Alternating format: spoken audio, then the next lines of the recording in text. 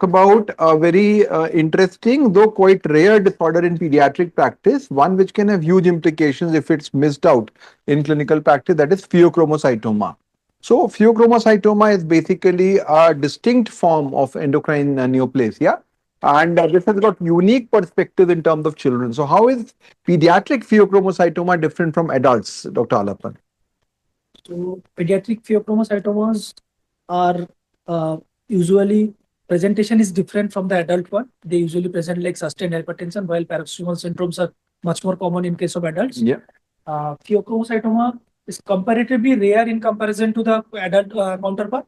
And pheochromocytomas are usually bilateral in cases of children. They are much more genetic predisposition is more in cases of children. So more likely to be bilateral, more likely to be malignant, and more likely to be early onset and metastatic. So Dr. Sandeep, what is the overall outcome as far as pediatric pheochromocytoma is concerned?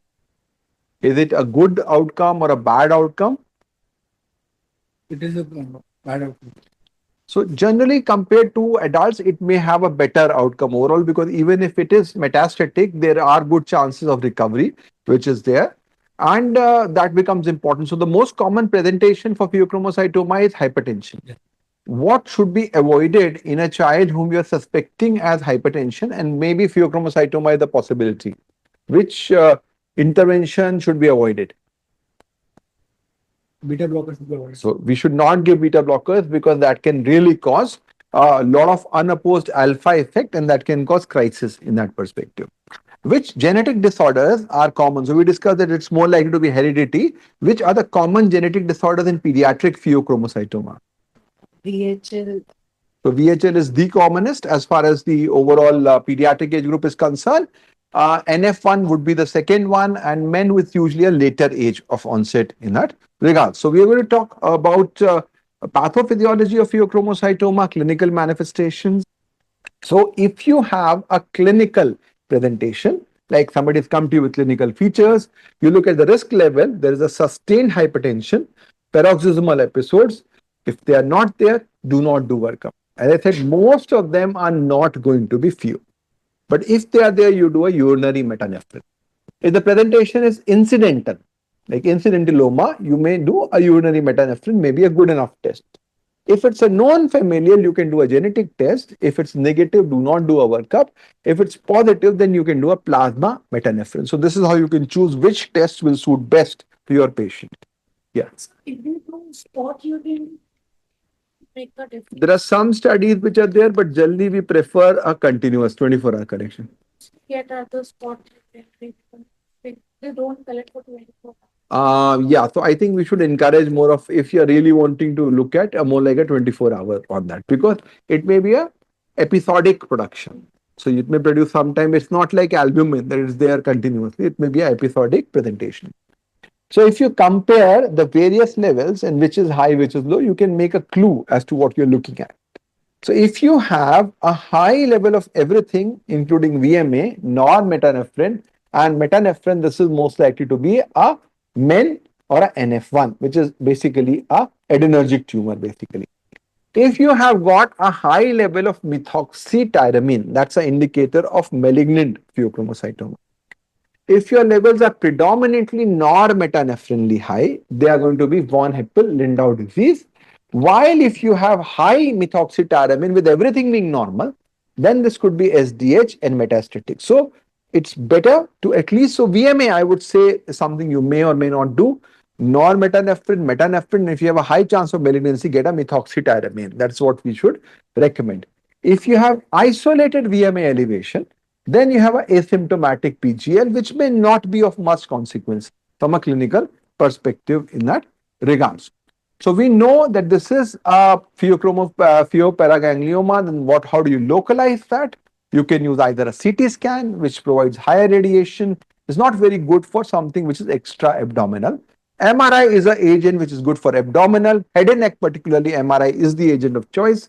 And thorax, you can use T1 images. It will be hypo-intense, and T2 will be hyper-intense. Advantage, it will also gives you information about the cardiac and other vascular involvement as well. Functional imaging in the form of PET scan may be considered if there is no lesion on MRI. You're thinking of paraganglioma or an unknown origin of SDH. As I said, SDHB has a high risk of malignancy. So if you have unknown origin, you have to be worried about using PET scan. So functional imaging includes the MIBG, which basically is a specific dye which is taken up by the sympathetic cells. Active uptake with no metabolism. It's good for multifocal lesions, less for malignant scenarios. Otherwise, you do a PET-CT, which basically uses dopamine and dopa, and that would be a deoxyglucose metastatic lesion may be found. How does PET scan work? It's the substance that use gallium glutamate that has a somatostatin analogs, and these tumors express much more somatostatin receptors, so uptake is there. Hmm. They So what happens in PET? That's why I'm not asking about the specific. give some radioactive ion. So given the tracer, what comes out of the tracer? Tracer will be accumulated where the receptors are there. Yes. Then we have to go for a CT scan and we can see.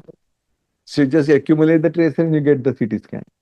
At the same time, you have to remember that whether the water is the washout down So what is the name PET? positron emitting Emission tomography. So what happens? The dye or the tracer that you're giving emits positron. And what will positron do? It will hit the electron very close to that area. When you positron and electron meet, what does happen? nothing negative neutralized. No, they will produce energy. They will annihilate. So you will have photons which will be produced, and they will go one in this direction, one in that direction. And then you have serial detectors which are looking at in terms of that. So this is a very, very unique form in which you're using positron emitting tracer, and wherever it goes, electron will be there. So as soon as it comes out, it will bind with that electron, produce a high energy photon, two photons. One will go in this direction, one will go in the other direction, and you've got scanner. So it will detect where the photon is coming, where this is coming, and then it will compute everything using CD to tell you that, okay, this area positron emission is happening. So this is a functional imaging rather than a structural imaging. FDG18, the glucose is, I think, Yes. accumulated at the cell. So there also the positron. Because they are everything, all of them are based on positron. Now, what tracer you use will depend upon which cell will accumulate which. So, if you talk about insulin, you've got the different cells. For other areas, you get different cells. So, the concept is the same. So, they will all be positron emitting. They are non-radioactive in that sense. So, they are not traditionally radioactive. They are producing positron in that regard. So, principle of MIBG is similar to norepinephrine structure. So, of course, it will go and get accumulated. It will not be metabolized. You can pick up like a thyroid scan. You can use either I3131 or I123. We have already discussed in thyroid scan that 131 is got more radioactivity. So it's not something which we prefer. Technetium anyways replaced 131 there. Limitation, it does not tell you about metastatic disease. It's predominantly the adrenals it will give you. It may be affected by drugs. So when you compare the PET, and this is something which we are talking about now, is that depending upon the type of lesion, then you decide which cells will concentrate what. So if you have a non-metastatic one, MIBG is a good enough one. F8DA1 will be better for all of them, and DOPA will be very good for SDHB. So depending upon that, they will decide which of these ones, and all of them will emit positron. That's the basic concept from that regard. So PET-CT has got a good reliability there. Now, when you look at pheochromocytoma from histology perspective, you will see a lot of other factors. The immunohistochemistry is going to give you a clue, particularly if there is positivity for chromogranin A, which is often studied, and other synaptophysin. The malignancy risk is done using a scoring system. So they will tell you that this is more likely to be malignancy. When you say malignancy in pheochromocytoma, you don't just say based upon the picture. Either you have metastasis or capsular invasion, which will give you a clue about metastasis, and Ki67 is the marker of how fast these cells are growing. Now, finally, the question is about genetic basis. I've discussed about that there are so many genes which are coming up, the numbers are increasing. So, as a rule of thumb, if you have a pediatric pheo or paraganglioma, you should get a targeted panel which should be done in that regards. And people earlier used to talk about VHL, SDH, but now everybody talks about NGS sequencing there. So finally, to summarize the approach, you should look at the fractionated plasma and urinary catecholamines. If they are normal, you should follow up. If they are 1 to 4 times the upper limit, you need to repeat. So as I said, they need to be very, very high. If it's 4 times or above, then you have to do all the workup about MRI of the abdomen, pelvis, and chest.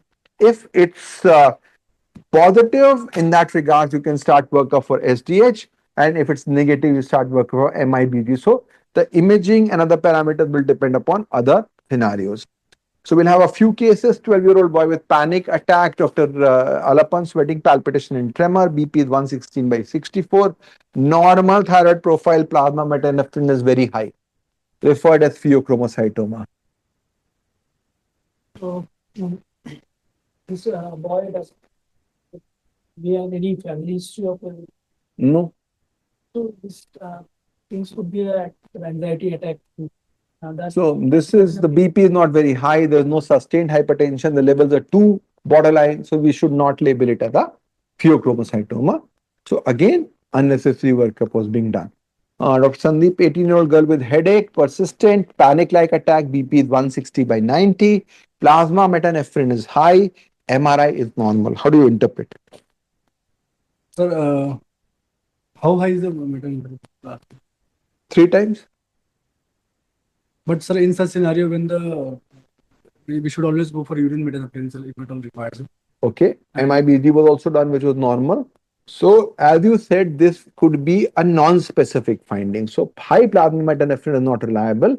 So, you should go for a urinary one in that regard. Dr. Nimisha, 15-year-old girl with abdominal pain, CT showed an incidental mass. 2 into 2 centimeters, BP is 140/90, referred for MIBG. Do you agree? Or what would you do first? Urinary metal. Yes, so of course you're doing the override dexamethasone suppression test, you're doing probably the aldosterone renin ratio, and then along with that urinary metanephrine. Do not go for functional imaging unless you have got a proof there, because it's not going to help you out at all.